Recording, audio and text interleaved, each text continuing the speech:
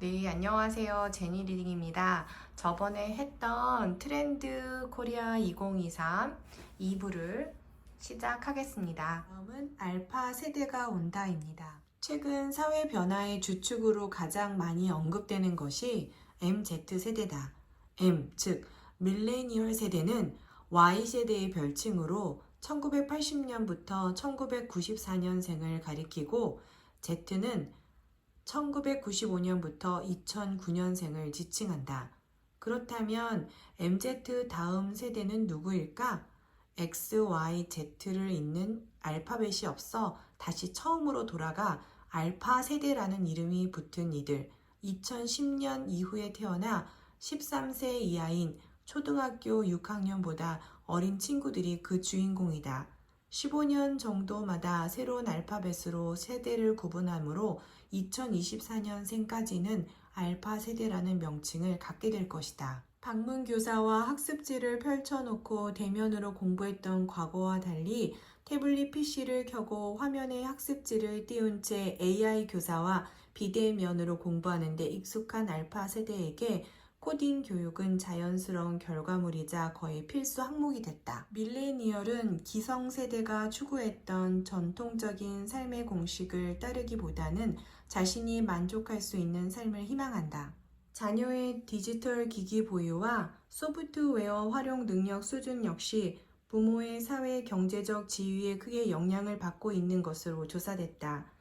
질적 측면에서도 부모의 사회 경제적 지위가 낮을수록 그리고 미디어 이용에 대한 가정 지도가 적절히 이루어지지 않을수록 자녀의 전반적인 미디어 오남용 비율이 증가했다. 그 다음은 선제적 대응 기술입니다. 선제적 대응 기술이라는 것은 우리가 조작하는 게 아니라 우리가 필요로 하기 전에 먼저 반응을 한다는 그런 이야기입니다.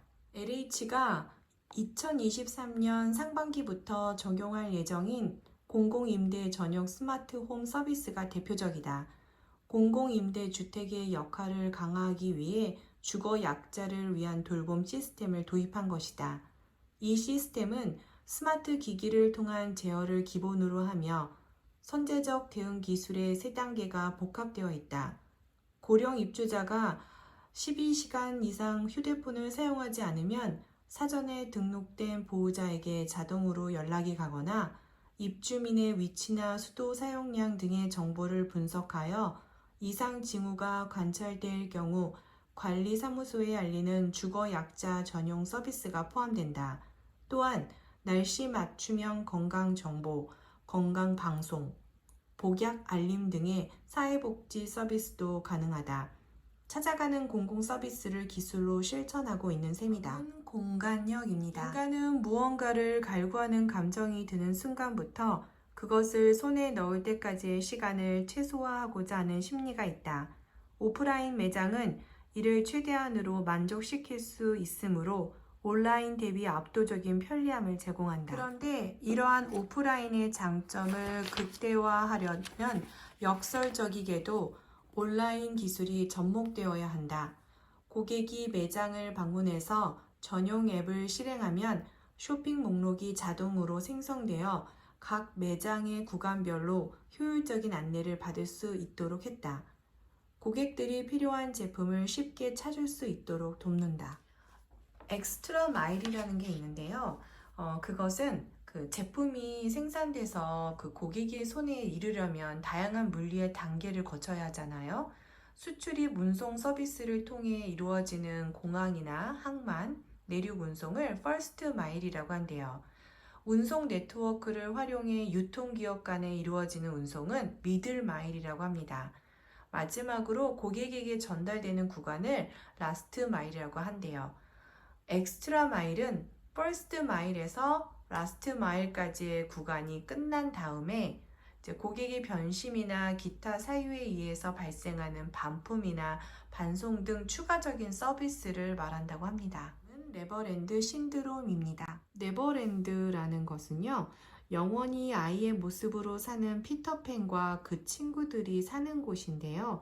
그 네버랜드의 이름을 따서 우리 사회에 나이 들기를 거부하는 피터팬들이 많아지는 트렌드를 네버랜드 신드롬이라고 합니다. 인간의 수명이 길어지면서 생애 주기도 구조적 변화를 겪고 있다. 100년 전 서구인의 일생을 시간으로 환산하면 대략 50만 시간이었는데 현대인의 삶은 약 70만 시간 정도라고 한다. 이를 일생을 24시간으로 보는 인생식의 개념으로 표현하자면 인류의 평균 수명이 60세일 때 40세는 오후 4시이지만 평균 수명이 80세일 때 40세는 정오에 불과하다. 100세가 되면 정오는 50세인 셈이다. 의학의 발전으로 인간에게 주어진 추가 시간은 노년이 아닌 청년의 연장으로 이어진다. 더 오래 교육을 받는 사람이 증가하고 결혼 및 출산의 경험은 개인의 선택에 따라 없을 수도 시점의 편차가 20년까지 벌어질 수도 있게 됐다. 경제활동 역시 안정적이지도 연속적이지도 않다. 급변하는 사회 환경과 긴 청년기 속에서 직장을 그만두고 다시 배움의 단계로 돌아가 새로운 커리어를 시작하는 경우가 적지 않기 때문이다. 이렇다 보니 취업, 부모됨, 자가마련, 은퇴 등 이 나이쯤에 무엇을 하고 있어야 한다는 식의 사회적 나이 개념이 흐려지고 있다. 그래서 프랑스의 사회학자 장 미야르는 현 시대를 끄는과 이음을 반복하는 단속성의 시대라고 표현했대요. 그의 표현에 따르면은 현대 사회의 불규칙한 박동이 현대인에게 한 직장에 오래 머무르지 말고 끊임없이 변화를 꾀해야 한다는 압박을 가한다는 거죠. 변해야 살아남는 시대의 사람들은 청년, 중년, 노년의 단계가 순차적으로 이어지는 삶이 아니라 생애 첫 번째, 생애 두 번째, 생애 세 번째 로 여러 차례 끊고 다시 시작하는 삶을 살게 되는 거라고 합니다. 이런 상황에서 이전 세대의 경험은 다음 세대에게 참고가 되지 않는다. 최근 정신건강의학 전문의나 관련 분야의 전문가가 출연하는 상담 콘텐츠가 인기를 얻고 있는 것도 삶의 방향을 잃은 어른들이 많은 현 사회의 단면을 보여준다. 예전에도 자신의 사연을 털어놓으며 공감을 얻는 콘텐츠는 존재했지만 요즘 들어 전문가의 상담 예능 프로그램이 유난히 뜨는 이유는 명확한 솔루션을 제시해 주기 때문이다.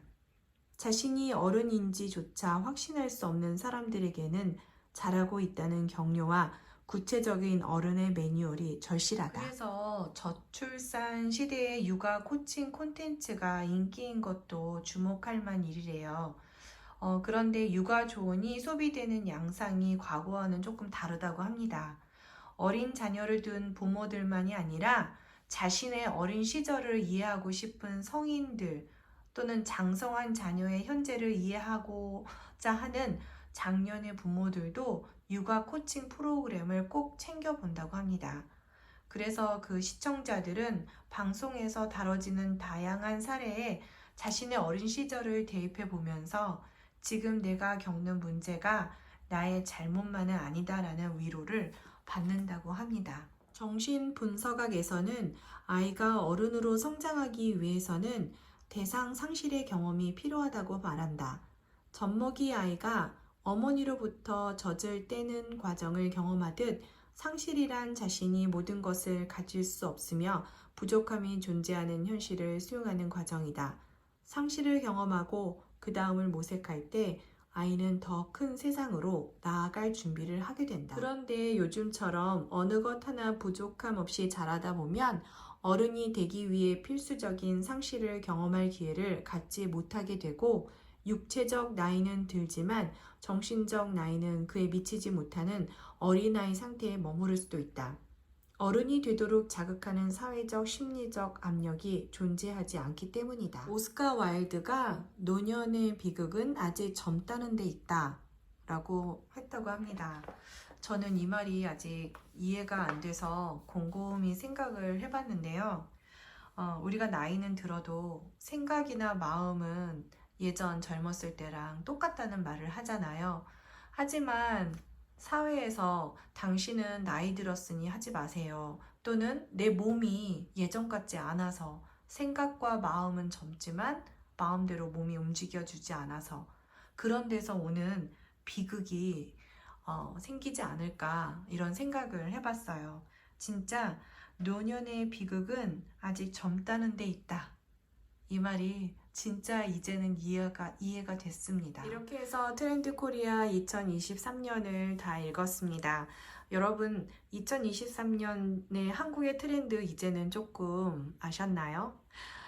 트렌드에 쫓기보다는 사회가 이렇게 변하고 있구나 라는 그런 정보를 얻는 데 초점을 맞추는 게 더 좋을 것 같아요. 자기가 원하는 삶을 원하는 대로 사는 게 더 중요한 것 같아요. 트렌드를 쫓아가기보다는요. 자, 저와 계속해서 책을 읽고 싶다면 구독, 좋아요 눌러주세요. 다음에 또 만나요.